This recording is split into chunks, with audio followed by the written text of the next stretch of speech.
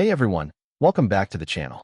Today we're diving into something that might make you uncomfortable, but it's a conversation we need to have. We're talking about the financial systems in place that seem designed to keep average Americans from building real wealth.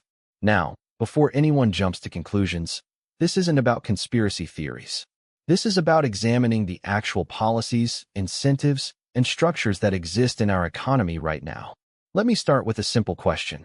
Have you ever noticed how financial education isn't really taught in schools? Most of us graduate high school knowing how to calculate the area of a triangle, but we have no idea how compound interest works, what a Roth IRA is, or how to read a credit report. That's not an accident. When people don't understand money, they're easier to control economically. Think about it this way. Our entire economic system runs on consumer spending. About 70% of the U.S. economy is driven by people buying things. The government collects taxes on almost every transaction. Businesses profit from every purchase. So there's actually a built-in incentive to keep people spending rather than saving or investing. A population that saves money and builds wealth doesn't fuel the consumer economy the same way a population living paycheck to paycheck does. Let's talk about taxes for a moment. The tax code in America is incredibly complex, over 70,000 pages long. But here's what's interesting. The more money you make from actually working, the higher your tax rate. Income from a job can be taxed at rates up to 37% at the federal level. But capital gains, that's money made from investments, is taxed at a much lower rate, maxing out at 20% for long-term investments. So the system literally taxes work harder than it taxes wealth. The person working 60 hours a week at their job pays a higher percentage than someone making the same amount from stock dividends. This creates a structural advantage for people who already have money to invest. Meanwhile, the average worker is encouraged to stay on that hamster wheel, trading time for money at the highest tax rate. Now let's look at inflation, which is essentially a hidden tax on your savings. When the government prints more money, each dollar you've saved becomes worth less. Over the past few years, we've seen inflation rates we haven't experienced in decades. Your rent goes up, groceries cost more, gas prices fluctuate wildly, but wages don't keep pace. The Federal Reserve, which controls monetary policy, has explicitly stated that they target 2% inflation annually. That means they're deliberately making your money worth less every single year. For someone living paycheck to paycheck with no investments, inflation is devastating. But for someone who owns real estate, stocks, or other assets, inflation can actually be beneficial because asset prices often rise with inflation. Again, the system favors those who already have wealth. Here's another piece of the puzzle: the way credit works in America. We're encouraged to go into debt for almost everything. Want an education? Take out student loans. Need a car? Finance it. Want to own a home? Get a mortgage that'll take 30 years to pay off. The average American household carries over $90,000 in debt. That debt generates interest, which is essentially a wealth transfer from borrowers to lenders. Credit cards are particularly predatory. The average credit card interest rate is over 20%. If you carry a balance of just $5,000 and make minimum payments, you could end up paying twice that amount over time. Banks and credit card companies make enormous profits from people who can't pay off their balances each month. And who's most likely to carry that debt? People who are already struggling financially. Meanwhile, the government subsidizes and protects these financial institutions. During the 2008 financial crisis, banks that made reckless decisions got bailouts funded by taxpayer money. Regular people lost their homes, their savings, their jobs. But the institutions that caused the crisis were protected. That tells you where the priorities lie. Let's talk about retirement for a second. The shift from pension plans to 401k plans was a massive transfer of risk from employers to employees. A pension guaranteed you income in retirement. A 401k requires you to figure out investing on your own, with no guarantee of what you'll have when you retire. And if the market crashes right when you're ready to retire, that's your problem, not your employer's. Social Security, which millions of Americans depend on, pays out an average of about $1,700 a month. Try living on that in today's economy. The retirement age keeps getting pushed back, and there are regular discussions about cutting benefits. The message is clear. You're on your own when it comes to retirement security. Here's something else to consider: the healthcare system. Medical debt is the leading cause of bankruptcy in America.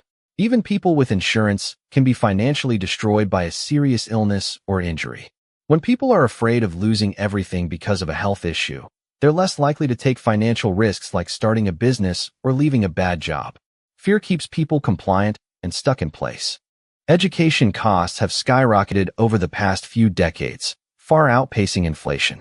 Student loan debt in America now exceeds $1.7 trillion. Young people are starting their financial lives tens or even hundreds of thousands of dollars in the hole.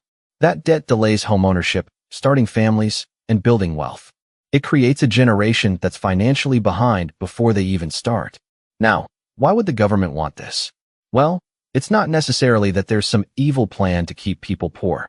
It's more that the system has evolved to benefit those who are already wealthy and powerful, and those same people have significant influence over policy. Wealthy individuals and corporations can afford lobbyists. They can make campaign contributions. They can shape the rules in their favor. When someone's struggling to pay rent and put food on the table, they're not thinking about tax policy or monetary reform.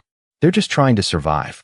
That makes them less likely to organize, protest, or demand change. Economic insecurity creates political passivity. There's also the revolving door between government and corporate America. Regulators leave government to work for the industries they use to regulate. Politicians retire and join corporate boards. This creates a system where the people making the rules have personal incentives to keep things favorable for the wealthy and powerful. So what can you do about all this? First, understand the game you're playing. Financial literacy is your greatest tool. Learn about investing, taxes, compound interest, and how money actually works. Read books, take courses, seek out information that schools never taught you. Second, minimize debt aggressively. High-interest debt is an anchor that will keep you from building wealth. Pay it down as fast as you can and avoid taking on new debt whenever possible. Third, focus on building assets rather than accumulating liabilities. Your car, your clothes, your electronics, these things lose value. Stocks, real estate, businesses, skills, these things can generate income and appreciate over time. Fourth, understand that working a job is just the starting point, not the end goal. The truly wealthy don't trade time for money. They own assets that generate income. They build businesses. They make their money work for them. Finally, don't accept the system as unchangeable. Vote for policies that benefit working people, not just corporations and the wealthy. Support candidates who want to simplify the tax code, make healthcare affordable, and invest in education. Demand accountability from your representatives. The system we have isn't the only system we could have. It was created by choices, and it can be changed by choices. But that requires people to understand how it works and why it works the way it does. Look, I'm not saying there's some shadowy group in a back room plotting to keep you poor. What I am saying is that the incentives, structures, and policies we have in place create outcomes that benefit the wealthy while making it harder for average people to build financial security. Whether that's intentional or just the result of decades of policy favoring the powerful, the effect is the same.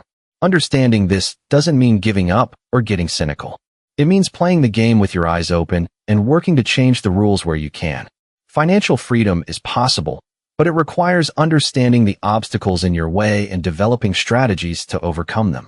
Thanks for watching, everyone. If this video made you think differently about money and the system we're all navigating, hit that like button and subscribe for more content on finance, economics, and building real wealth. Drop a comment below with your thoughts. I'd love to hear your perspective on this. And remember, knowledge is power, especially when it comes to your financial future. I'll see you in the next one.